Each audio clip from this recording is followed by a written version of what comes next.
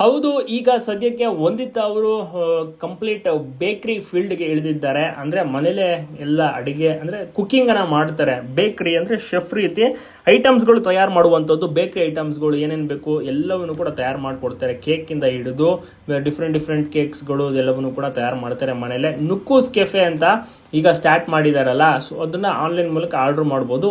ಸ್ವತಃ ಅಪ್ಪು ಅವರ ಮಗಳು ವಂದಿತಾ ಅವರೇ ಅದನ್ನು ಬೇಕ್ ಮಾಡಿ ರೆಡಿ ಮಾಡಿ ತಯಾರು ಮಾಡಿ ಕೊಡುವಂಥದ್ದು. ತುಂಬ ಚೆನ್ನಾಗಿ ಕ್ವಾಲಿಟಿಯಾಗಿ ಐಟಮ್ಸ್ಗಳನ್ನು ಮಾಡಿಕೊಡ್ತಾರೆ. ಜನರು ತುಂಬಾ ಇಷ್ಟಪಟ್ಟು ರುಚಿಕರವಾಗಿರುತ್ತೆ, ತಿನ್ಬೋದು ಎನ್ನುವಂಥ ಒಂದು ಮಾತನ್ನು ಕೂಡ ತಿಳಿಸಿದ್ದಾರೆ.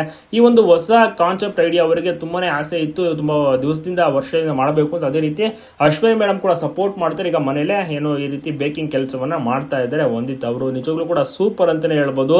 ನೋಡಿ, ಕೆಲಸಕ್ಕೆ ಹೋಗ್ತಾರೆ ಅಂತ ತುಂಬಾ ಜನ ಅಂದ್ಕೊಂಡ್ರು, ಬಟ್ ಅಪ್ಪು ದೊಡ್ಡ ಮನೆ ಕುಟುಂಬಕ್ಕೆ ಬೇಕಾದಷ್ಟು ದುಡ್ಡಿದೆ, ಅವ್ರು ಕೆಲಸಕ್ಕೆ ಹೋಗ್ಲೇಬೇಕು ಅಂತ ಏನಿಲ್ಲ. ಬಟ್ ಈ ರೀತಿ ಅವರಿಗೆ ಹಾಬಿ ಇತ್ತು, ಇದನ್ನೇ ಬಿಸ್ನೆಸ್ ಆಗಿ ಕನ್ವರ್ಟ್ ಮಾಡಬೇಕು ಅಂತ ಈ ರೀತಿ ಅಡುಗೆ ಮಾಡುವಂಥದ್ದನ್ನ ಸೆಲೆಕ್ಟ್ ಮಾಡ್ಕೊಂಡು ಈಗ ಬೇಕಿಂಗ್ ಅಂದರೆ ಬೇಕ್ರಿ ಫೀಲ್ಡ್ ಅವರಿಗೆ ತುಂಬಾ ಇಷ್ಟ.